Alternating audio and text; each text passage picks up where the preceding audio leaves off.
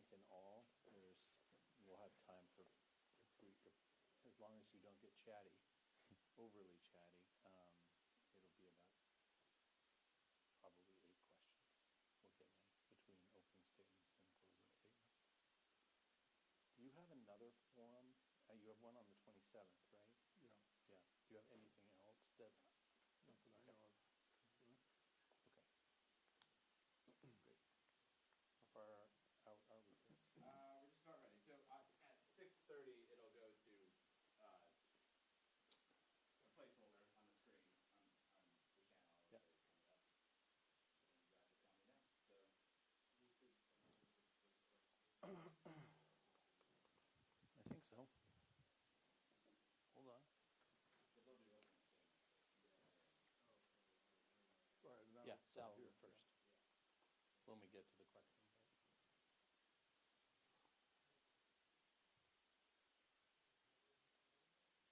Okay. All right. Steve. Yep. Here we go. In 5, 4, 3, 2. Good evening, and thank you for tuning in for tonight's City Council Forum, co-hosted by the Times-Argus and Orca Media. I'm Stephen Pappas from the Times-Argus, and I will be serving as moderator this evening. We're grateful for this opportunity to be part of the democratic process. Democracy only works when we can make informed decisions about the people we want to elect to public office, and we're pleased to be able to spend the next 90 minutes with the candidates on the ballot for Montpelier City Council. There are 2 candidates running unopposed, incumbents Lauren Heil and Palin Cohn. While they are not here this evening, they've been invited by Orca Media to make recorded statements about themselves that will accompany the rebroadcast of this forum. During tonight's forum, we'll be hearing from 4 candidates. Sal Alfano and Merrick Moden are seeking the council seat to represent District 2. Thomas Abdelnour, did I get it? Yes, that was just right. Yes. And Tim Haney are seeking the District 3 seat. In a moment, you're going to hear from the candidates, but first we have some housekeeping. This is a forum and not a debate. The candidates will not be addressing one another directly. They are here to explain what differentiates them from their fellow contenders and to outline their thoughts on the issues of the day in Montpelier. To be clear, the questions posed tonight are mine, and the candidates have not seen them in advance. Each candidate will get 2 minutes to introduce themselves. Following those opening remarks, I will pose a series of questions. The candidates will get 2 minutes to respond each. I'll rotate through the order of the responders so that each candidate gets several opportunities to speak first, and during the answers, I will signal with 15 seconds to go. With a few minutes left in the forum, I will let the candidates make closing remarks, and we're expecting a civil and respectful dialogue. I would remind viewers that this is being live streamed, but the forum will be available at orcamedia.net and will be rebroadcast between now and town meeting day, which is March 7th. For the sake of clarity, you will be introduced in alphabetical order by the last name, not by district. So with that, Thomas, you're first. Thank you so much, Stephen. Feel free to call me Tom. Okay. My name, as I said, is Tom Abdelnour. I'm running to represent the folks in District 3. I am running to try to be the progressive candidate in this race. I've spent my entire professional career trying to stick up for folks without a voice in politics and make sure that working families are heard when it comes to the decision making that's done in government. I am originally from the Northeast Kingdom, but I've been proud to live in Montpelier for the past 6 years, and I am the legislative coordinator for the Vermont State Employees Association, where I work at the State House most days during the legislative session, fighting to ensure that working people across the state and hundreds of folks here in Montpelier are safe on the job, are having their rights respected, are safe in their ability to retire with dignity, and their ability to make sure that they have good benefits and good health care. I've been fortunate to work in politics for a couple of years. Since law school, I've worked for Senator Cory Booker in New Jersey, and on President Obama's re-election campaign. My first job in politics was working in Senator Sanders' office. It was then Congressman Sanders' office, so I guess I'm dating myself a little bit. But those are the sort of values that I hope to represent on the council. I want to be a direct line for folks to make sure that their voice is heard and that the decisions that are being made on the council are being done with the interests of folks involved in our community being represented on the council. I want to be folks' conduit to make sure they're being represented well. Great. Thank you, Tom. Thanks, Steve. Next, we are going to hear from Sal Alfano. Thanks. I'm Sal Alfano. I'm running for the one-year seat in District 2. I came to Vermont in 1969 to go to college. Ended up falling in love with the place and with my wife, who I met in college. We moved to East Calais, raised a couple of kids there. My background is sort of a combination of blue collar, white collar. I ran a construction company for almost 20 years, worked my way through college as a carpenter, and then opened my own business. Started writing articles for new home builders and remodelers, focused on both the technical aspects of construction and running the business of a construction company. And that actually led to a 30-year career in trade media, editing and writing for magazines directed at the national home building and remodeling professional population. So I really got interested in running partly because of the emphasis on housing. I mean, I've really had a 50-year association with housing, both directly and indirectly. And it's a very complex undertaking. And I think the conversation is often simplistic. People use the word affordable without really understanding everything that that entails. So I'm really running to use my background and my experience to the benefit of the community, I hope, in the kind of decisions that the council will need to make in the next year, which I think are going to affect this community for a long time to come. Great. Thank you very much. Tim Haney. Yeah, Tim Haney, also running for a District 3 seat on the City Council. I grew up in Montpelier and just down the street with my 9 brothers and sisters, and really had it was just a great place to grow up. But went all the way to UVM to college, and then came back and joined my dad in the brokerage firm, and I've been selling real estate and working on real estate activities since 1981. Also, we were involved in shepherding and creating several neighborhoods in Montpelier, including some of the most recent ones that have been created in the last decade. So I've had some experience in creating housing and building neighborhoods, and really enjoy that part of what I've done. I think the conversations in the community at this time around housing and infrastructure and homelessness, and there's just so many key conversations happening right now. I just feel like it's a great time, and I can contribute to those and hopefully add something to some good solutions. So that's why I'm running. Great. Thank you. And Merrick Moden. Alrighty, my name is Merrick Moden. I'm running for District 2. I've grown up right here in Montpelier, and I live over on Sibley Avenue. I've always been drawn to civic service and finding ways to solve problems. It's important for me to reassure anyone who may be concerned about my age that as a member of the Montpelier School Board and heading into my 4th year now as a member of Montpelier's Complete Streets Committee, I have experience in representing our community. And as a young adult, I would bring a valuable perspective to City Council that has been significantly underrepresented. People under 34 in Montpelier account for roughly 40% of our overall community, and those from 15 to 34 make up approximately 23%. From a disparity between what people make and what they can afford, and the difficulties of staying in and starting out in Montpelier, I think a quarter of their city should be able to look to their council and feel that they are being represented by those facing the same challenges that they are.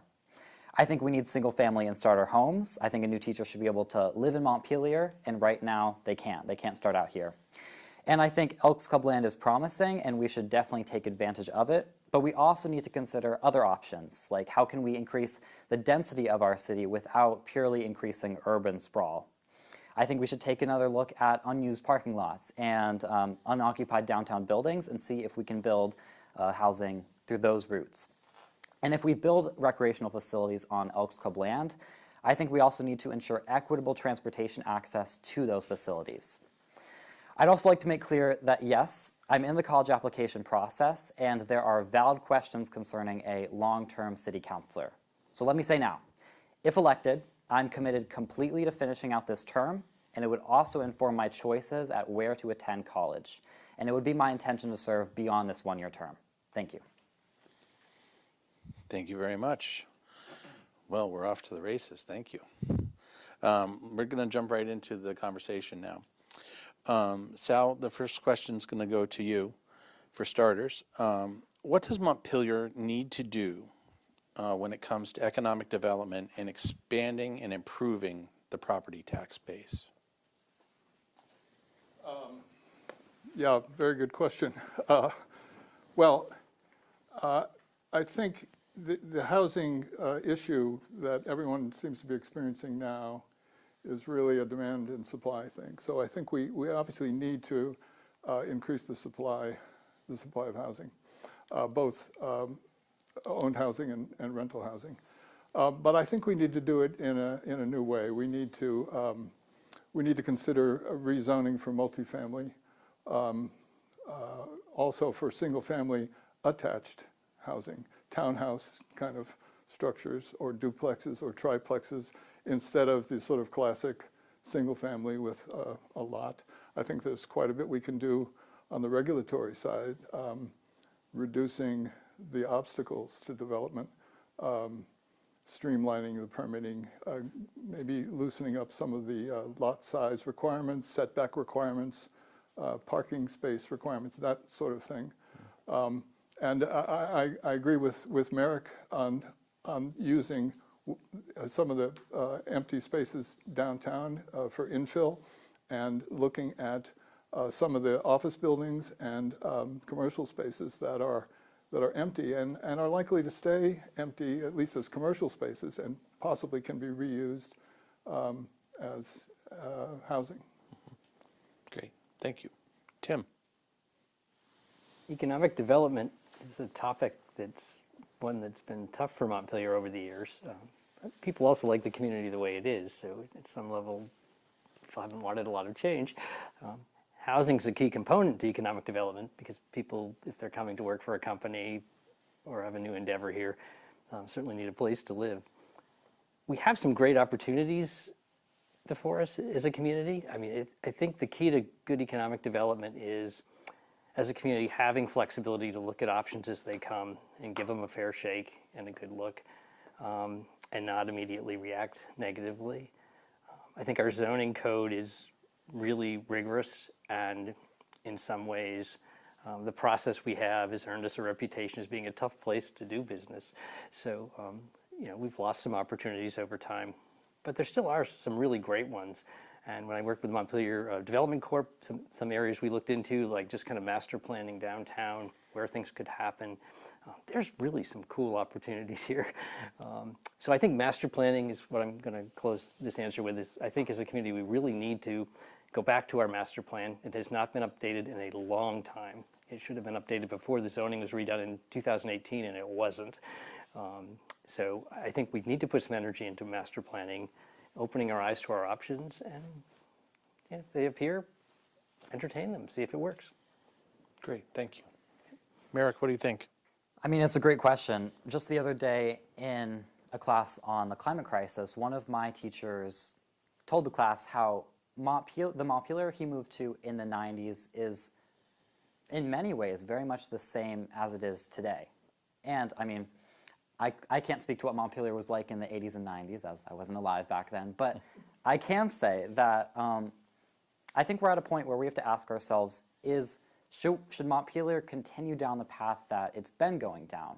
And I'm not criticizing any of our city's leaders, but I think that question is very key.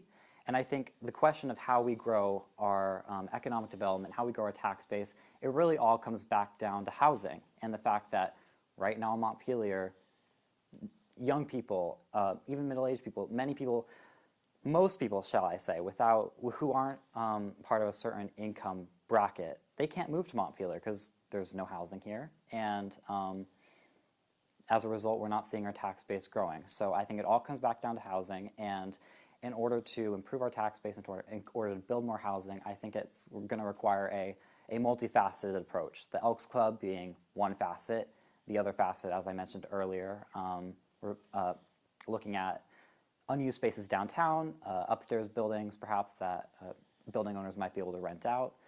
And also, Tim made a great point about revising our master plan. I mean, it's pretty old at this point, and I think if we're going to be considering economic development, we need to go back to the drawing board with regard to our master plan. Great, thank you. Tom? So it seems, Steve, that this question does touch both on economic development and housing, and I'll speak briefly to both. I think with regard to economic development, we unfortunately can't afford in this hyper-competitive environment where folks are desperately vying for new opportunities for their communities. We really can't afford, I don't think, to wait for opportunities to present themselves. I think we're really going to have to take a more active and more innovative approach. You know, the Development Corporation is really in a period of transition now, and I think there is an importance to make sure there is an organization like that actively trying to recruit folks to town. So, you know, here's an example, I suppose. There's been discussion about Vermont Law moving its campus, right? We should be actively trying to generate opportunities like that here and pitching Montpelier as a place that is a good fit for organizations like that. I think, too, we've got to think outside the box a little bit. I don't know that the traditional approach is always going to work. Here's an example. We've had success with a variety of sort of pop-up events in town where we've temporarily closed down a couple of streets, right? I think that is an interesting model to pursue to get a buzz about the downtown area, support our local businesses, and make sure that people are familiar with what's out there. I think if folks are coming in from out of town to enjoy an event like that, they're more likely to come back and get used to heading downtown. And just a very quick piece, I'd say, on economic development as well. I think we need to support our refugee community that's here, and we need to actively do what we can to try to attract folks in, because I think your question really hit upon it in a key way. One of the secrets that's going to be important in making sure that our municipal taxes don't get out of control is going to be really growing that tax base. And that does touch on housing. You know, I'm a young Vermonter. I wanted to move back to my home state. And when I came back to Montpelier, although I'd love to be a homeowner, for now I'm a renter. Mm-hmm. I rent like a lot of folks do in town because, frankly, the real estate prices in this town are out of control in some regards, and they're out of reach for too many folks, young folks who would want to stay here, build a family here, build a community here. Mm-hmm. And so I think it's essential that we're responding to that need and we're an attractive place for people to come and live. And I'm sure we'll be speaking about housing more in depth, but I really do think that unless we're supporting young folks and making this a viable place for folks to live, we'll always be chasing economic development goals without the true support to build them. Mm-hmm. So I think that's a key component of any question about economic development. Great, thank you. This means 15 seconds out. You missed it. Oh, I'll make sure to watch for the By pen. a lot. I'll watch for the pen. Great answers, by the way. Thank you. So Tim, this question starts with you. What should Montpelier be doing what should Montpelier be doing better when it comes to supporting its most vulnerable community? It's a tough question we're all grappling with. It's, I think a lot of us have tried in different ways. I guess I'm at the point with this, there's no silver bullet, simple solution. I think we need to start making concrete steps toward progress, create public bathrooms, and not just for homeless people, for our community. I think for hospitality, anyone that comes to town, if there are no public bathrooms, that's just not okay. But to support the folks in our community that are unhoused too, I think that's important. Shelters, creating, like now the only homeless shelters in this area, well, the church is doing it on a temporary basis, but Good Samaritan Havens in Barry, they created the new Twin City on the Barry-Montpelier Road, but there isn't one in Montpelier to meet the needs of people in our community. And I think it's worth pursuing, finding a location, creating a site. It won't happen overnight, but that needs to be in the works. Great, thank you. Merrick? So when you say our most vulnerable community, are you referring to our historically marginalized communities in Montpelier, or our unhoused population? I'm talking about the most vulnerable folks in our community, whether that's the homeless population, it could be the LGBTQI plus community, it could be whatever. I left it open-ended on purpose. Yeah, I wasn't sure, but thanks for that. I mean, this is definitely a challenging question because it's a very systematic question. You know, it's one with no one answer, but I do think there is more that our city can be doing. You know, just recently there was a 2021 equity audit of Montpelier, and you know, that revealed pretty wide disparities in how welcomed people of the LGBTQ community, of BIPOC communities feel, and the communities of non-LGBTQ and non-BIPOC communities. So there's a big disparity between how these groups of people feel welcomed. And although the equity audit was by no means the end-all be-all when it comes to, you know, addressing some of our most vulnerable communities, I think it is a good starting point because that audit outlined some goals that Montpelier can be doing to, you know, make these communities feel more welcomed.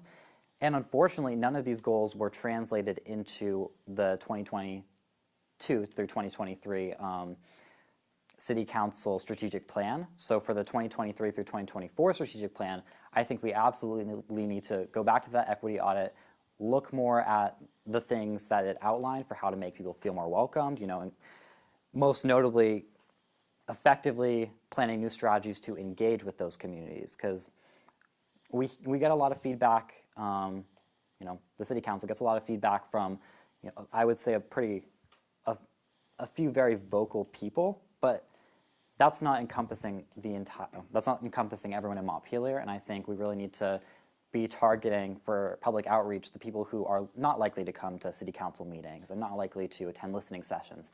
We need to be developing strategies to, you know, talk to them. Great, thank you. You, Penn. I saw that. Tom? Thanks, Steve. I'll speak to two vulnerable groups in our community. One is our unhoused population in Montpelier, and one are seniors. I've been collaborating recently with Representative Connor Casey, who, as I think folks will know, has introduced a bill to build a public restroom in the Capitol complex. And I think this is an issue that's representative of what I hope to be able to bring to my role as a counselor, because I, as I said before, work in the State House most days during the legislative session, and I spend my days often in the Correction Institutions Committee. That's the committee that deals with state building projects, right? And so Connor and I have already spoken about our plans, if I'm fortunate enough to be elected, to sort of tag team this issue with someone in the State House and someone on the council, because I have an experience seeing how these projects actually come to reality. And I think this is an important example of the ways in which Montpelier, the city, cannot be solely responsible for dealing with these tough challenges, right?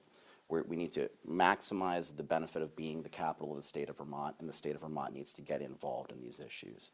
So I think it's absolutely essential that we're collaborating at different levels of government to address issues like this. And you know, I've been fortunate to work with Connor and some local activists who are supporting that initiative, and Connor has been kind enough to endorse my candidacy for this race. So it's something I absolutely plan to work with him on if I'm fortunate enough to be elected.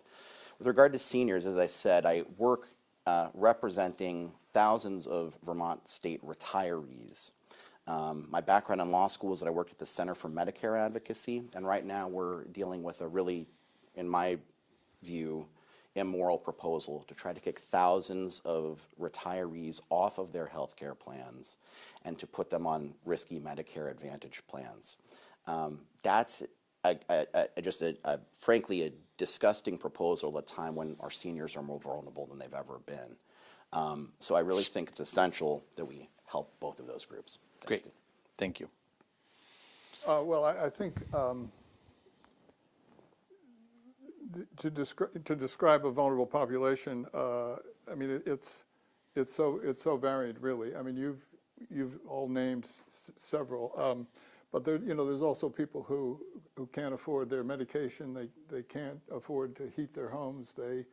They're choosing between heat and food. Those are all pretty big problems that I'm not sure the city can solve itself, but I think we can focus on education for one thing, because I think there are a lot of assumptions about people who are in those circumstances. People make assumptions about why they're in those circumstances, when in fact any number of events can lead a person into any one of those sorts of vulnerability. I think we do a really good job in Montpelier with volunteerism, with programs like Heat Help and Food Shelf and that sort of thing. Homelessness is a problem that I think is being addressed more and more successfully.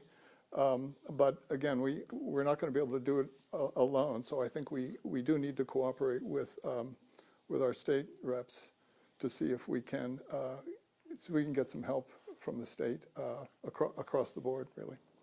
Great, thank you. Merrick, you're up. So the phone, I cut it off before it beeps. I might not let it cut, I may let it beep. So if you hear the beep, you're done. Okay. Okay.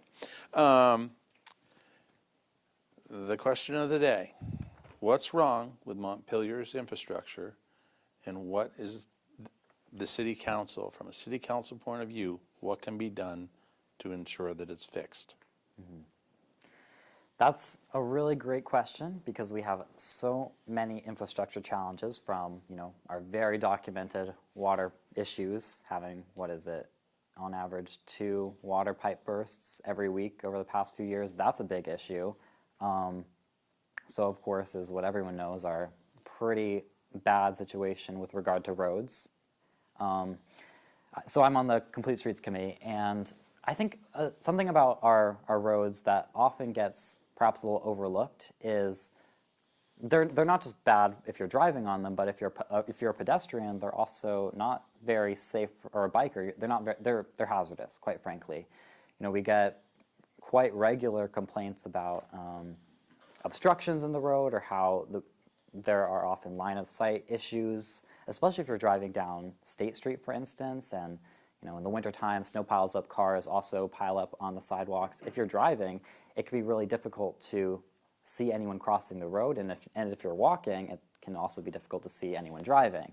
So, I mean, we have some pretty major, that safety piece is a pretty major issue, in addition to our more documented challenges with regard to just potholes and our water piping. What I think the city council can do, of course, we can look back at, I really liked John Holler's piece in The Bridge, just came out yesterday, regarding how the city council, a few years ago, we were meeting a target that was set a few years back for street renovations and road renovations, but recently, since 2018, we have not been meeting the funding threshold as set by the city council only a few years prior to that. So I think we should definitely take another look at that proposal and meet funding accordingly, so we can, yeah. Now I have to figure out how to turn it off. All right, Tom, you're up. So I live on School Street, which is infrastructure issue central at the moment. I've dealt with the water issues that Merrick referenced, and at the moment there's a pothole on School Street that is easily large enough to swallow a VW Beetle. I mean, it's really a gnarly situation at the moment. Those sorts of things crop up. I think the folks on the council have done their best to address them, But I think what's going to be required is getting ahead of these issues, right? We can't only be responsive. I think we're going to have to make a very significant investment, a forward-looking, future-looking investment to prevent some of these issues before they crop up. Part of the challenge, too, has to do with not the goodwill of folks to address fixing these issues, but having the staffing in order to do it. We know that there was recently a contract reopened, but I think we're going to have to really make sure that we are an attractive employer to potential folks in public works to make sure that we're able to staff up. This is an issue we see all across the state and here in Montpelier every day. If you don't have the folks able there to do the job, you're not going to be able to implement the policies. So I think that's a really key part of addressing all of our infrastructure issues across the board. I'll keep it short and avoid the buzzer. Great, well, thank you. Sal? I also read John Holler's piece the other day, and on Facebook today, Bill Fraser had a piece that with counterexamples, I guess, and what seems to me to have occurred, and this is looking back. I wasn't really thinking about it at the time, but it seems to me that the pandemic set us behind, and even though we received ARPA funds and we sort of caught up on the budget, we never caught up on the time, and so we had put off some projects during the pandemic. We didn't have the money to undertake others that were planned, and we're now playing catch up. So I agree, Tom, that we need to.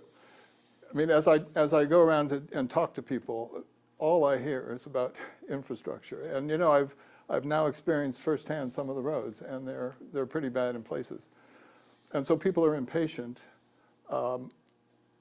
They probably don't think about why we got into this situation, but whatever we're doing is not really working as far as the community, many people in the community are concerned. And so I think we need to take a second look and maybe the choices are always difficult. I think every year the council's had to deal with this. I think we may have to decide to try and get ahead by shifting funds somehow or postponing some projects until we at least replace some of the worst possible conditions. So it isn't going to be easy, but it never is. Tim, what do you think? Oh man, this is one where I don't want to tempt the pen, but I think the infrastructure is an old city, and I think at different times with different stresses, people haven't been able to keep up with things, and now here we are. Water system is a popular one that we hear a lot about because it's been blowing off every now and then, twice a week, whatever. You know, the sewer lines, the sewer situation is also pretty bad. We have a CSO, you know, storm sewer separation initiative that we got behind on, and we still have sanitary sewer lines and storm lines combined, and that's part of what the East State Street project will be. We'll separate that phase of it. But it's roughly, last I knew, about 50 times a year that our system can't handle the capacity in those lines and it overflows into the river. So that's a big one too, and I think we need to pay attention to it. So it's streets, water, sewer. I think we've taken care, or we try to keep investing in the plants, both the waste treatment plant and the water filtration plant. It seems to be the distribution lines and the networks that connect to them under the streets that are hard to get to that we're not dealing with. So. And there are other infrastructure items too, buildings and things, but I think we need a real solid plan. We have to set priorities, and maybe some of those priorities are going to have to influence some decisions we make. We won't be able to buy every cool property that comes up that we want to buy because we need to invest in keeping our town on track and making sure the water system works. So I think infrastructure is a really important priority for me. Great, thank you. So, the flip side of that coin, Tom. Municipal budgets keep growing. For you, what's the trigger that's going to signal enough for taxpayers? Look, I think, Steve, that folks would tell you now that we're in an affordability crisis in this city. So I think if you're asking folks out there, when I'm speaking to folks in the community, they're telling me right now that we have to address the affordability of living here. Montpelier cannot just be a playground for the rich. It's a beautiful city, but we have to make sure people can afford to live here. We have to make sure seniors can stay in their homes. There are a host of challenges that the city faces, excuse me. And as I said before, and I think your question before was very prescient, part of the answer to that question has to be to grow our tax base, right? If we're not building up new tax revenue from an increased housing stock, from people moving into town, we'll never be able to continue to address these problems. So all of these issues are interconnected. The economic development and housing pieces have a key role to play in keeping affordability down, making it an affordable place for people to live. So I think that we have to prioritize. I think that we have to use excellent discretion to make sure that nobody's hard-earned tax dollars are being misused or misspent. But I really do think that the challenges we face are so much that we have to grow as a city in order to address these challenges. To your question, when is it going to be too much for folks? I think the answer is it already is. It already is for too many Montpelierites, and we've got to address those concerns. We can't ignore folks who are crying out for help. Sal, what's the trigger? Well, the other article I read today was Phil Dodd's piece on the storm system utility that the city is creating that is likely to add a fee to the tax structure, an annual fee of in the neighborhood of $100, $150. So if we haven't already reached the trigger, maybe that's what'll do it. But what's going to exacerbate the problem is we do need to expand the tax base, mainly in housing, also through economic development. But it takes time to do that, and so even if we had a bulletproof plan to do that, it's going to be several years before we see the benefit of that. And so we need to come up with that plan, and then until we can implement it, I think we need to take a close look at how we're spending the revenue, and put whatever limits we can on it until we have the growth that we need, and we can open it up again. Tim? Feels like I'm parroting the point, but I agree. I think we're at a tipping point in terms of affordability with our municipal overhead and the cost to run it, which is our taxes that we're all paying. And it's something I've observed over the years when people get fed up and can't take it anymore, they rarely complain very loudly. They vote with their feet and they just leave. And we lose some really good community members for that reason. And sometimes we don't even know it. So I think it's really important that we focus on creating tax base and building things. And every piece that, like downtown, there's a few sites that could be new buildings that would create wonderful tax base. They could be housing and maybe commercial combined. And there's a lot of folks that are really sincerely talking about making them into parks. We have a lot of really good parks, and I think we also need to have part of the conversation be about how can we create housing and infrastructure and tax base. And it just hasn't been in our fabric and who we are, and I think all of us as a community need to find a way to have conversations about all these wonderful things that we want and all these services we want, we need to pay for, and if we build our base right, it can happen. But at this point, we need to build that base. Merrick? Yeah, I mean, so I've seen what the budget process is like during my time on the school board, and there are so many competing priorities and so many difficult choices that have to be made. So I like to think that the people working on the municipal budget have good intentions in mind, as I know the people working on the school board budget do. But at the same time, I think that taxes are definitely too high. I think that's a pretty wide and common belief among so many. I think we're already at that big red stop sign. And I think from here, we really have to decide, we have to really carefully consider our choices. We have to consider what new proposals, what new projects we're going to work on. And I think any of those proposals, or a lot of those proposals, really have to be filtered through that lens of economic development, growing our tax base, making sure that we have enough housing for anyone to move to Montpelier. So I agree with what other people have said regarding making sure that we're prioritizing getting more people in Montpelier, increasing our tax base, and I think just once again being really, really careful with future tax increases, really scrutinizing that budget, making sure that we're not doing things we don't need. Great.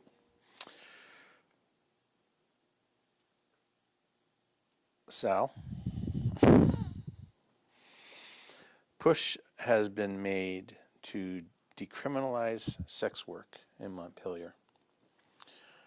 Tell us why you support or oppose that particular idea. Really, I haven't given it any thought at all.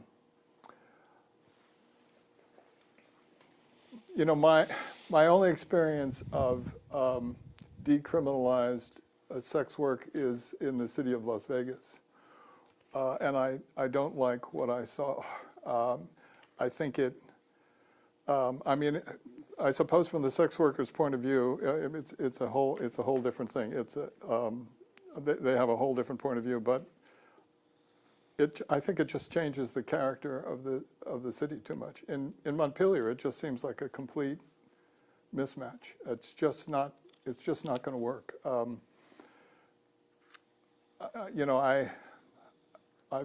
I can remember being accosted on the street by people in Vegas, trying to push sex stuff on tourists. I mean, it's bizarre.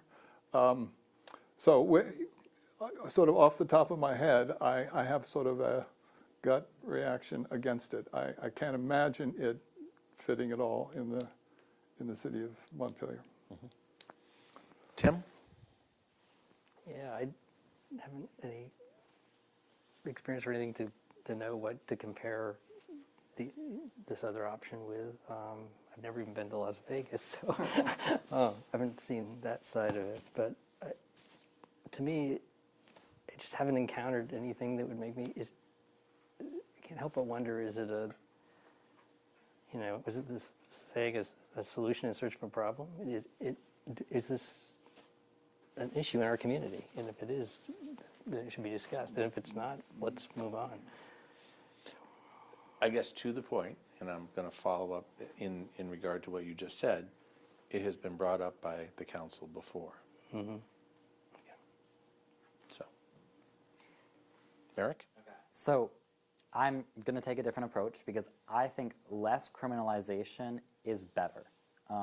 I think history has shown us that criminalizing more things really doesn't solve the issue. It only, makes it go underground, makes it worse. And the change that the city council made and voted in favor of, that piece of, I think it was the charter, I could be wrong, but that piece of the charter was rooted in patriarchy, quite frankly. The way the law was structured, it was specifically talking about women. It really had no bearing on what Montpelier is like now. And I mean, this conversation around decriminalizing sex work, it's something that the legislature is also having to grapple with. And I mean, it's something that our legislative delegation is going to have to think through. But in Montpelier, I'm in favor of decriminalizing more things because at the end of the day, criminalizing things I don't think is making the problem better. Tom? Well, Steve, I've spent my entire professional career standing up for working people. And to be blunt, sex work is work. And these workers deserve to have their rights and interests represented. They deserve the right to join a union, and they deserve the right not to be put in dangerous or compromising situations as a result of an outdated, frankly, view of this issue. So I will never apologize for standing up for working people in the city, whether that's sex workers, whether that's the folks who plow our roads, whether that's the state employees who live here, whether it's our teachers, whether it's our working families. I think that folks deserve to be represented. I think that folks deserve not to have to live life in dangerous situations and in the shadows because of the decisions that we make on the council. So I would support the initiative to legalize sex work in Montpelier. For me, this is a workers' right issue, and it's frankly, as Merrick alluded to, an issue that has affected negatively too many women in our community and trans folks in our community poorly for too many years, and we should address it and make sure that everybody has the right to feel safe in our community. Great. That's part of a focus I think we need to have on good public safety in town. And yeah, I'll never apologize for standing up for workers. Thank you. Great range of answers there. Tim, how did you vote on the country club property, and what do you think needs to happen there? I did not vote in support of the purchase of the Country Club Road property, and felt it came up quickly and not enough homework was done on it. But I also believe in the democratic process, and our community voted, and we purchased it. So we now own a beautiful, beautiful piece of land that's a wonderful community resource. And I believe our next challenge is how to do the best we can with it for future generations for Montpelier. So. Great. Thank you. Eric? Well, of course, town meeting day will be my first election I can actually vote in. So last time when the country club project was came upon the ballot, I was not able to vote. But if I was able to vote for it, if I had, I do think I would have voted for it. I know that it has not been a perfect process, not at all. But I think we should jump on any opportunity to produce more affordable housing, to, as we were all talking about earlier, economic development. We should be prioritizing any opportunity we can to grow our tax base, to grow our population. And I think the Elks Club is, once again, one facet of what it needs to be a multifaceted approach to address our housing situation in Montpelier. And the other facets, trusting our legislative delegation, working with the state to get the support we need, looking at unused parking lots downtown or unused spaces downtown, and seeing how we can convert those, if at all, into housing. But I think the Elks Club provides an opportunity for housing, an opportunity for recreation, and that's why I would have voted for it. Great. Thank you. Tom? I think that this is an issue that had a lively, robust debate. People felt very strongly about it on both sides. And I think that it is a property that we now own, and we have to make the best of it, right? So what does that look like? I think that looks like ensuring that we're making an approach there that involves housing of different levels and types, right? Different income levels, perhaps both condominiums and rental properties. We need to have a diverse, best use of this property. I also think as well there's been talk about our recreational facilities in Montpelier right now and spending potentially up to $3 million to renovate really, frankly, antiquated bit of infrastructure there. I think that some of the proposals that have been had by, as I said before, Representative Connor Casey and some other folks on the council to invest in perhaps new and innovative recreation spaces on that property are also worth looking into. So, I don't want to judge folks based on their previous support or opposition to this proposal. I think folks have had a diverse set of views, and I respect those views. But we're here now, and we need to make the best of it. And I think using that property in a way that addresses so many of the challenges we've talked about here tonight is going to be what's key in making a success out of where we are right now. I may have missed it. How did you vote? At that point, I was with my mother, who is 75 years old, in my hometown of the Northeast Kingdom of Holland, Vermont. And at that point, I was up there, and so was not able to vote on that question. Great. Thank you. Do you want to say how you would have voted? I think, as I said, the most important thing to do is to leave a very frankly divisive question in the past and move forward trying to maximize this community resource. Spoken like a true politician. Sal? I voted for it. At the time, the discussion began really with the placement of the rec center, and the committee had really, as near as I could tell, exhausted all other possibilities and saw the Elks Club property as ideal, really, because it fit the space that they needed for their indoor facility, and it had a large open area that could be used for fields, sports fields. So it made sense. It also seemed to me that when housing was added to the discussion, which happened pretty quickly, that was a possibility up there. Although I think it's difficult, and I think it will be expensive. And if we do it, I think it's important that we do it correctly. And by that I mean that we build a variety of housing types. So we need studio apartments, we need 1 bedrooms and 2 bedrooms, as well as maybe single family detached townhouse type stuff. I don't think we're going to build 500 houses up there, and I don't think we're going to build them in the next 5 years. I think it's going to be a long time. The fact that we own the property gives us control, which I think is good. I think it gives us an opportunity to do things in a different way. I think it's important that whatever we build to the highest building science standards. We should be building houses like they're cathedrals. They should last for centuries, not decades. And we need to make houses, that any house that we build up there, any housing unit at all, affordable not just to the first buyer, but to successive buyers. And I think if we have the right controls, we may be able to accomplish that. See, when you go over, I have to figure out how to use Close. the technology. Thank you. Merrick, how do you think other communities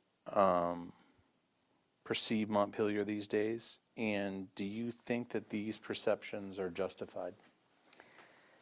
Another great question.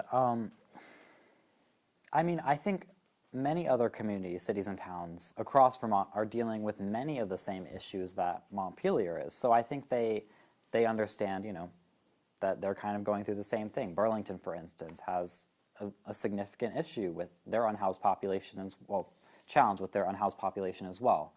So I certainly think that other cities and towns, once again, perceive Montpelier as kind of similar to their own communities. But at the same time, Montpelier isn't any other community. It's the capital of Vermont. So I think it is held to a higher standard when out-of-town legislators come into town, or when visitors come into town to Montpelier, as it's a major tourist destination. So I think Montpelier is not like other towns, and I think it should certainly be doing more to address some of these perceptions around it, I think. And yeah. Okay. And it can also, I think, leverage its position to work with other legislators across the state to help address some of these more systematic issues. Great. Tom? Steve, I think that people outside of our community think of it as a beautiful, charming, robust city with great restaurants, great places to shop, great cultural events. I think it's a wonderful place to visit, but that it's a too expensive place to live in. That's what I think. And in terms of your question about are they correct, they are correct. I think that there are, I know that there are. I've spoken to my friends who work in Montpelier, young folks, people with young families, people who are trying to start out in their careers, older folks who've had to move away because of the affordability crisis in town. They love this place, they wish they could make their home there, and they just can't afford to do it. So yeah, I think that perception is correct, and that's a huge part of why I'm running for the council. Mm-hmm. Sal? Yeah, I agree with that assessment. I think, well, I think there's a side of Montpelier because the legislature's here, and whenever somebody doesn't like something the legislature does, they say, oh, Montpelier, those folks in Montpelier. But they're not talking about us. They're talking about politics. I think the city kind of suffers from success. I think people see it as a really wonderful place to live and wish they could afford to live here. And I think that also contributes to our housing problem. A lot of people want to live here, and there's just not enough housing for them, not enough work for them. So we need to solve that problem. But I think the image is a good one and is going strong. We need to do whatever we can to protect that and maybe make it more accessible. Now we get to hear from the realtor. But I love these answers, they're right. No, it is. I think Montpelier is very well perceived. People love it here, want to live here. Housing is our biggest shortage. It feels like we have a robust downtown, which is a rare thing to find these days. Throughout the country, if you drive through, it's amazing what we have here. And we have this incredible community with it's just built over time with great schools. It's the right chemistry. You know, how do towns around us view us? I don't know. Every town around us has a different flavor and has their own strengths also. But I do think welcoming more people into the community, creating more opportunities for housing is definitely got to be a key element for keeping Montpelier on the top of its game. Great, thank you. Tom, tell us your thoughts on Montpelier's demographic challenges and what specific things do you think need to happen to change them to benefit the city in the long term? Well, your question, Steve, is, as I said a moment ago, these questions are really hitting some of the main reasons I want to be here. Like the rest of the state of Vermont, our community is graying very quickly. Ensuring that our seniors can stay in their homes, ensuring that our seniors are a part of a vibrant community is a core focus of mine. I also think that it is essential that we are making this an affordable, attractive place for young people, folks to start a family, for folks to start their careers. I think this ties back, these demographic issues, like so much of the rest of the conversation we've had, all ties back to the issue of affordability, right? We were just talking a moment ago, I think these two questions are basically part one and part two of the same discussion, right? We're just talking a moment ago about how much people wish they could live here and can't. And so I think unless we make sure that people who want to rent here are able to rent in a way where they're not seeing their rents skyrocketing over time, people that want to buy a home here have access to make that transition from being renters to being homeowners, we're never going to address these demographic issues. As I said before as well, I really think it's essential that we're doing outreach to new communities and folks who we perhaps haven't reached out to in the past. As I said before, I think we need to be making ourselves an attractive place for families who are refugees, for families of new Americans. I think that the initiative recently on non-citizen voting was helpful in that regard, but we have to be reaching out to a diverse group of folks and making sure that they can afford to live in this place where they want to live. Sal? Well, I agree that there are so many populations that are affected.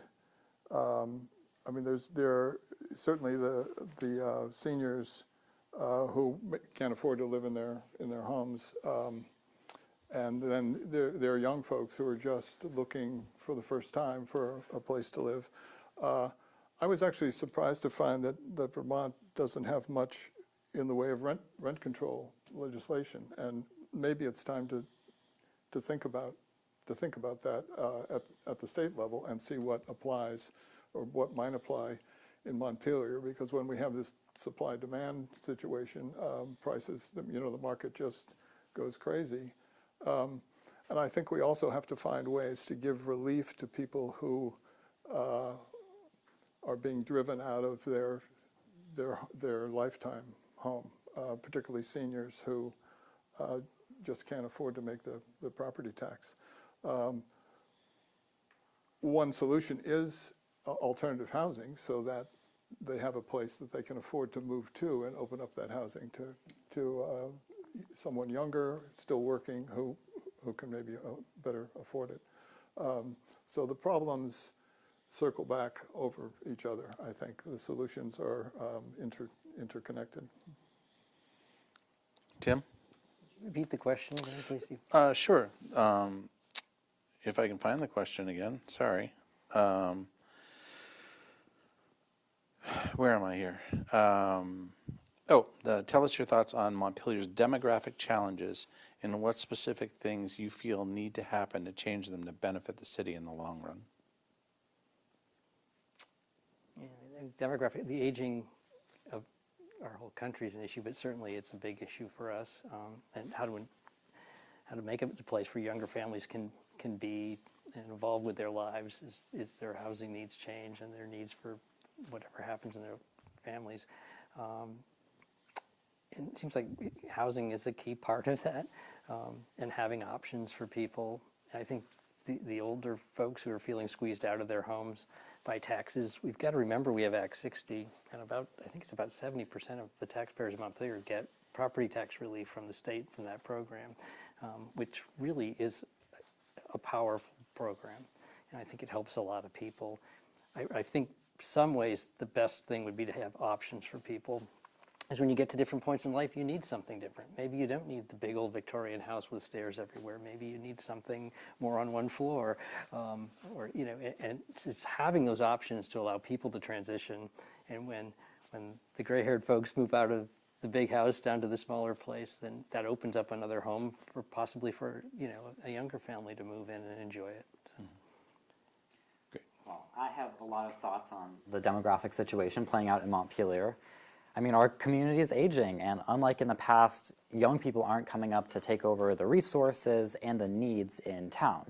And I mean, I think this tells us that we've neglected the needs of young people for too long.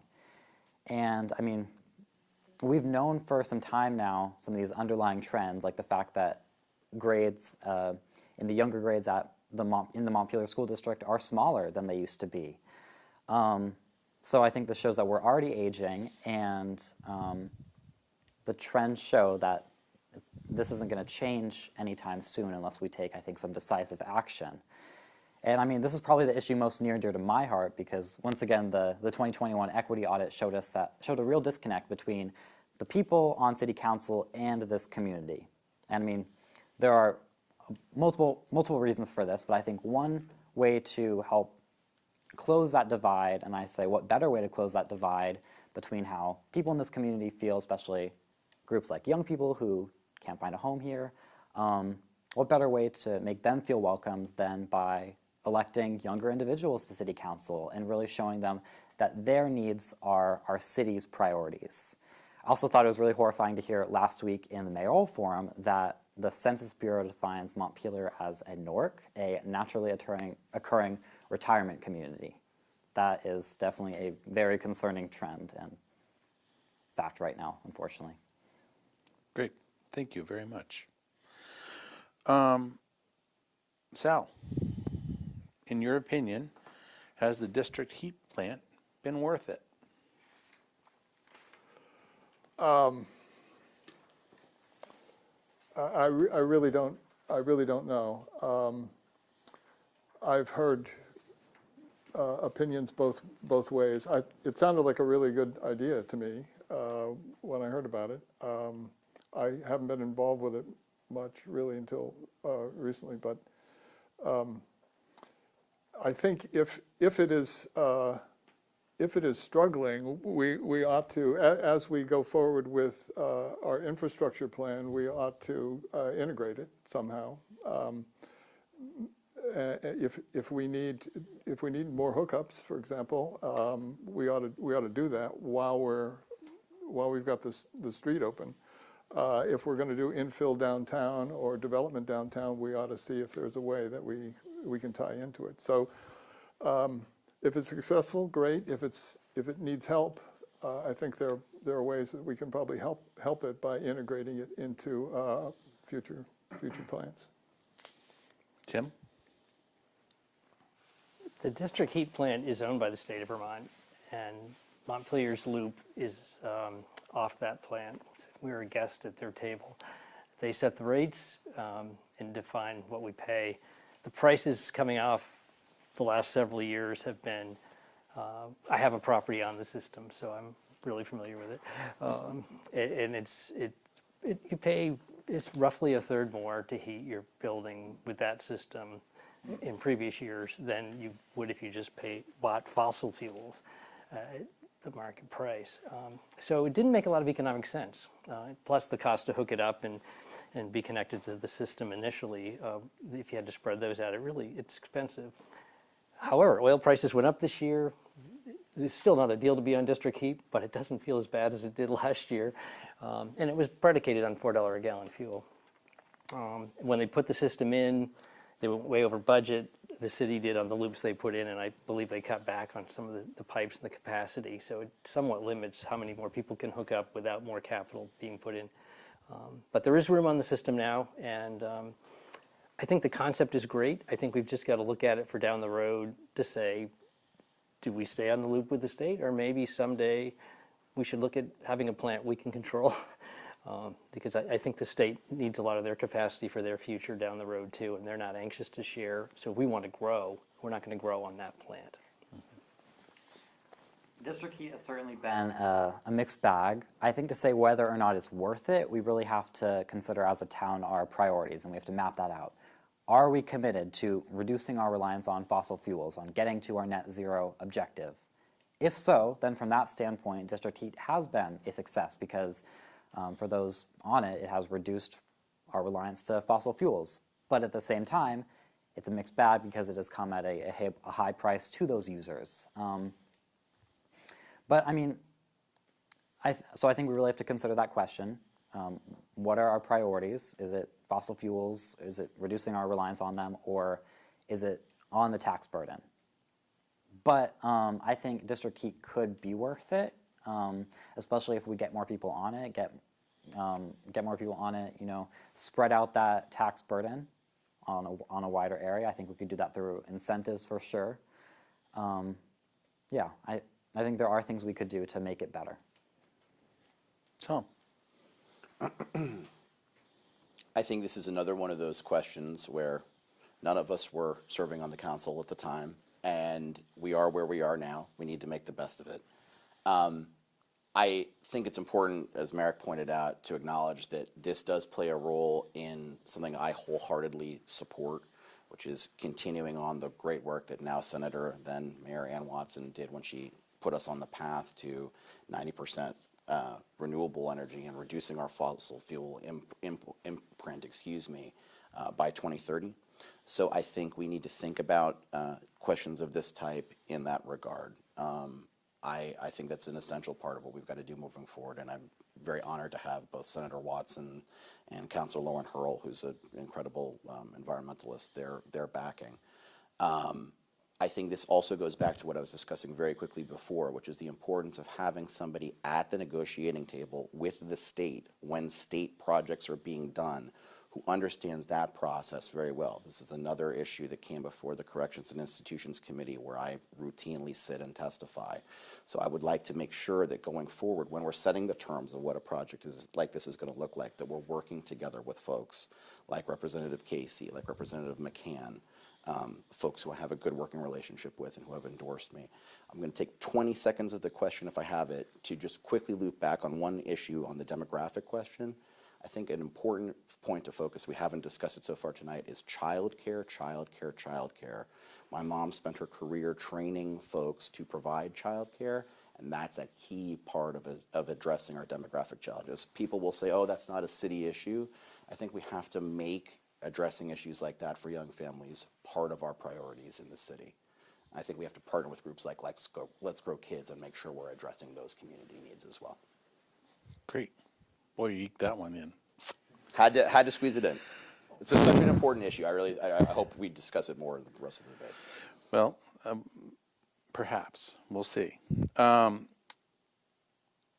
So we're closing in on the last few questions with about, we're at 7:38. So, and I want to make sure that we have enough time for your closing statements. So, I think we're going to do probably 2 more questions, if that's all right with everybody.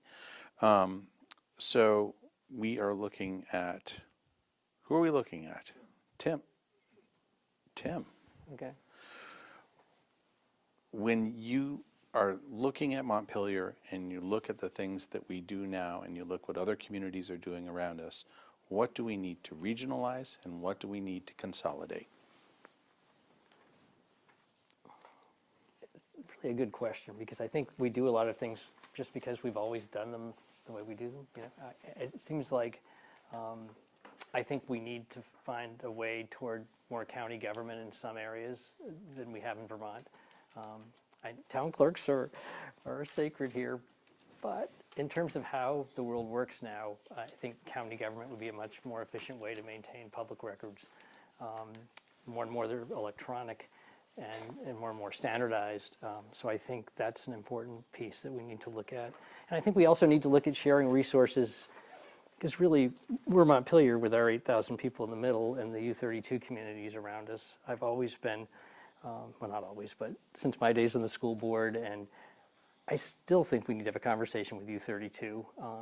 It seems like from an educational system to offer more opportunities for students, to share the resources we've got, I think if we could merge with U32, that would be a really fantastic thing for this community. And I think it would be good for them too. So, I mean, those are two key areas, but I think it's really worth looking through the whole government at some point. I don't know if there's a way to do if the city council ever does a time when they do a retreat and sit back and say, what if we could start all over again? How would it look? You know, what would be the best way to do this in today's terms? I can't help but even looking at on the city's website at how many committees are on the list. And if we're elected, I assume we each need to be on a certain number of committees as a liaison from the council. So that's in addition to going to the meetings. But are all those committees still current? Are they still being supported by city government, and are they still needed? And if not, we should make sure we use the citizens who are volunteering their time in a way that's meaningful and not just continue committees on that aren't necessary. So maybe they're all necessary, but I couldn't help but look at that list and go, wow. Great, thank you. Yeah, three things. Two of them brought up by Tim, actually. I really like that idea about, you know, more coordination between city and town committees. On the Complete Streets Committee, we've actually talked about this. You know, what are other complete streets or street-like committees around the state doing that perhaps we could be doing as well? And there's been talk about, actually no, we have met with a few of those other like complete street-like committees. So I think I would really like to see more coordination between both our city committees and other committees around the state. I think that would also help, you know, increase cooperation between towns and municipalities around the state. I think that's a good thing. The second thing, I think this question is kind of almost referring to the Central Vermont Public Safety Authority, which is a ballot item to whether or not to be dissolved. And I mean, I really like the idea of regional public safety, regional emergency service. I think the way the Central Vermont Public Safety Authority has gone about it hasn't been the best at all, and I do think it should be dissolved, but I do think the idea of a regional coordinated emergency response, I think that's a really good idea, and I think we should definitely take another look at that. As for the schools, potentially Montpelier and U32 merging, I don't know if I would go that far. I think that would probably create the biggest school district in the state. Would it not? I could be wrong, but it would be a big district, and it would be a lot of resources spread out over a big area. So I don't know. I think there are just too many questions surrounding what to do with all those unused facilities and the needs of students as well. But I do like the idea of coordinating more with U32. Like we already do some coordination with regard to sports teams and extracurricular activities. So I think there should be more of that. Great. Tom? So I'll give a couple of quick specific answers to your question, and then I'll speak more broadly about how I think about this issue. Specifically, I think that as Washington County grows and as the Central Vermont area grows, that has benefits for folks here in Montpelier. So I think sort of economic development initiatives that are able to be done on a more regional basis can and often bear fruit, and I think that's one area we need to look. I also think that we really need to enhance our position as having Central Mont be really a cultural hub in the state, and I think because of the cultural program we already have here in Montpelier, will be a natural home for a lot of those initiatives. So if we can help coordinate some of that with local neighboring communities, I think that will help us build on an area of strength we already have. But I guess I'll just say, I think we've seen in many areas around the state that when there are regional efforts, there are sort of inherently imbalances between the towns and cities that end up providing more to those regional partnerships, and the towns and cities then end up receiving more as a part of them. So for me, at the end of the day, the interests of the folks in Montpelier, the interests of the folks in my district are going to have to come first. And if it's a situation where the city of Montpelier can leverage regional communities to make sure that we're all thriving, including the folks in Montpelier, it's something we should pursue. And I'll be willing to consider any initiative like that. But it won't really be done, from my perspective, from a regional mindset. It'll be Montpelier focused. That's how we have to think about these questions. Great, thank you. Good answer. Sal? I think there's certainly advantages to regionalizing public safety, health, first responders.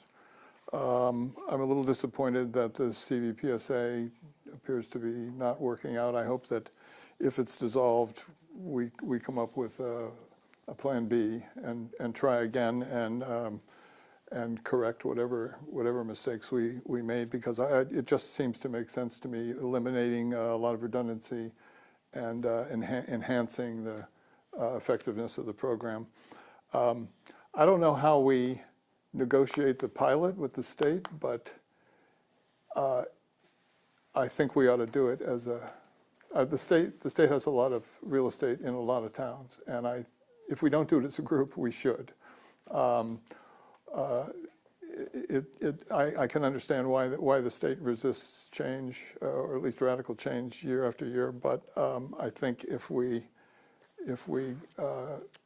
negotiate as a group, we'd probably end up a little bit better, in a little bit better shape.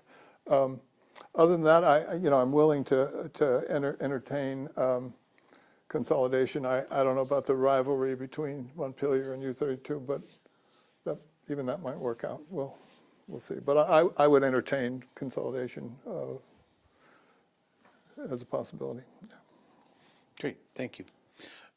With your permission, I'd like this last question, it's a pretty simple question actually, to be 1 minute, and then that way we all have time for the closing arguments. And it's going to go to you, Merrick. We're going to start with you. What's one thing you wish you could change about Montpelier? I might have some overlap here with things I and other people have said, but I wish there was more housing in Montpelier, housing of all scales, affordable housing, single-family homes, multifamily homes, studio apartments. If I could change one thing about Montpelier, it would be that there would be more housing for our community. Yeah. Great, one thing. I wish our city were more affordable. I wish our city were more affordable. I wish that people could have a chance, as so many people do and are not able to make their homes and lives here in Montpelier. It's going to be a core focus of mine if I'm on the council. Sal? Well, Tom mentioned child care earlier, and I would try to integrate child care into as a municipal service somehow, subsidized. It's just I think it's just impossible to grow an economy and a population without adequate child care, and our child care is not adequate at the moment. Tim? I guess it would be how to keep it so that people can be comfortable living here, businesses can thrive, how to keep the economy vibrant and people happy and having the services they need. And it's like how to provide all of this and keep it within those constraints of what people can do. It's a really big challenge, and that's what we need to resolve or try. Great. Well, thank you. That was really great. Now we're gonna close with closing statements, and we actually hit it just right. So we get to start with you again. So hold on, before we do it, let me get my timer back All set right. where it needs to be. Fair enough. You have 2 minutes, Tom. Thanks, Steve. I want to thank Orca and I want to thank the Argus for putting this on. This has been a great event, and I've really enjoyed the conversation we've been able to have here tonight. I think my message for the voters in District 3 is that I am the progressive candidate in this race who will spend every day of my time on the council fighting for folks in my district. I think that I've been very fortunate to receive the endorsements of some folks whose model in their service to our community has provided me with a way forward and a path I hope to pursue. Senator Ann Watson, Senator Andrew Perchlik, Lieutenant Governor David Zuckerman, Representative Kate McCann, Representative Connor Casey, Lauren Hurl on the City Council right now. These are the folks whom I feel I share values with. And if you out there watching this feel that those are folks who have the community's interests at heart, I'd ask you to help me join them in their work they're doing for Montpelier. As I said, I'm the son of a social worker and an early childhood education expert, and they are huge inspirations for me in how we need to move forward in a spirit of public service. I've devoted my adult life to working for working families and folks who haven't had a voice. I view my role on the council, if I'm fortunate enough to be elected, as an extension of that work.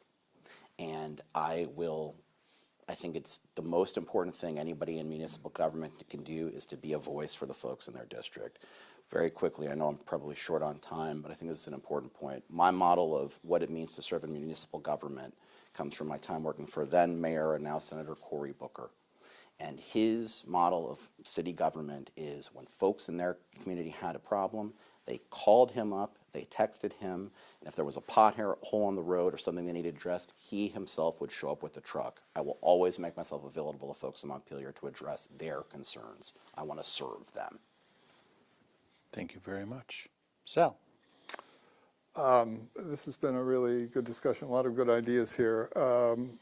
I think, Montpelier has some challenges, has had for quite a while, and has more coming up that the council is going to be dealing with in the next year or two.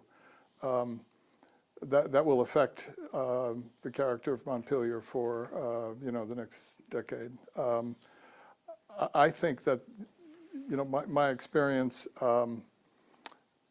in the housing industry in particular will be valuable in that endeavor. I'm really concerned that whatever we do, it seems like we're just as human beings, we're good at starting things and we're lousy at follow through. I think if we planned correctly and for a long time, that we will start right and things will end right. When we get off track, I think we need to adjust. And right now, I think we're a little bit off track in a couple of ways.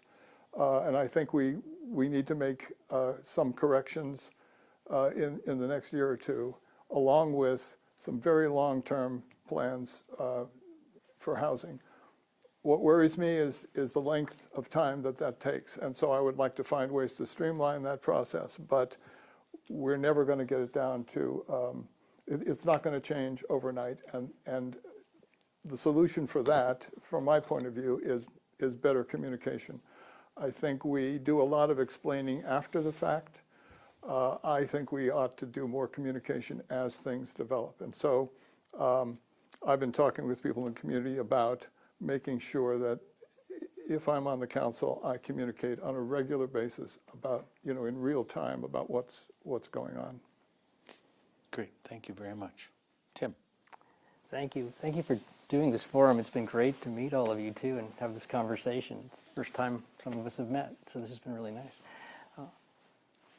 I love Montpelier. I think I'm really concerned about the future and wanting to leave it as well as we can for the next generations coming through. And we have a lot of loose ends that we need to deal with. We've talked about some of them tonight. I feel like I'm in a great place. I've had a good record of community service, and I've been fortunate to be on different boards and committees over the years, and I feel like this is one I can really have an impact and contribute to now. I do think some different voices on the city council will be healthy, and I feel like it's a good time for change. And this year with the election, there will be 3, so it's good. You know, in terms of other pieces, I think there are other housing projects on the list too, not just the Country Club Road piece, and I think we shouldn't ignore those. There's a lot of opportunities right now in town. They're all going to take time to happen, and we've got to start nurturing them. They're all in different phases on the track. So being aware of that and helping different projects to happen will be part of our role on City Council.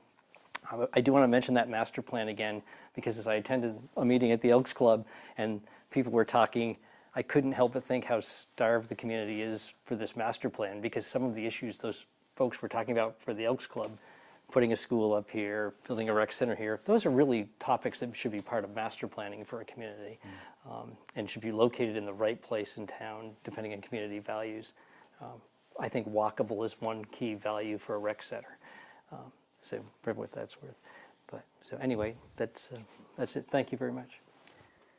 Merrick? Yeah, thank you, Steve. Thank you to the Times-Argus and Orca for hosting this conversation. I think it's been really, really awesome to talk with you all and map out some of our priorities.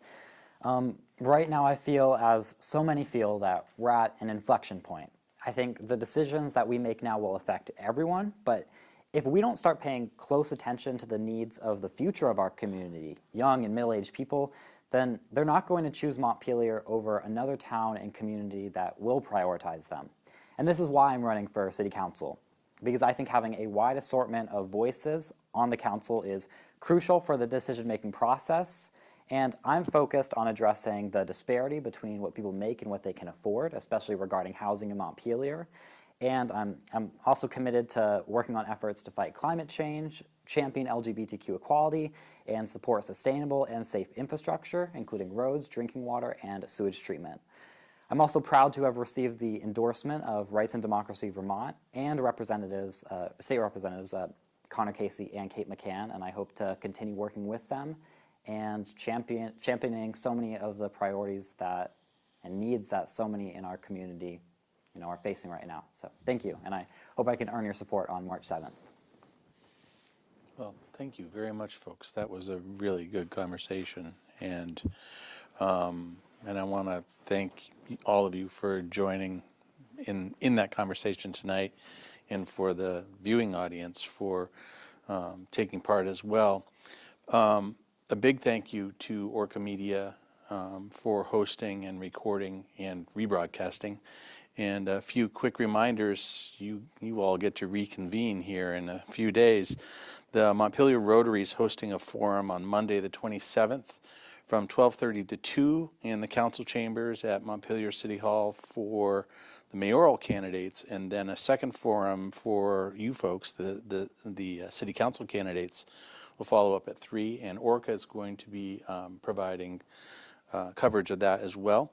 That event is also being co-hosted by the Bridge. Lastly, you can get your absentee ballots right now. Be sure to get out and vote. Polls are going to be open on the 7th until 7 o'clock, and I would urge you to check in with the Times-Argus, of course, that evening and the next morning for our outstanding town meeting day coverage. And I want to thank you all for tuning in and for supporting local journalism and public access television. So good night, and thank you.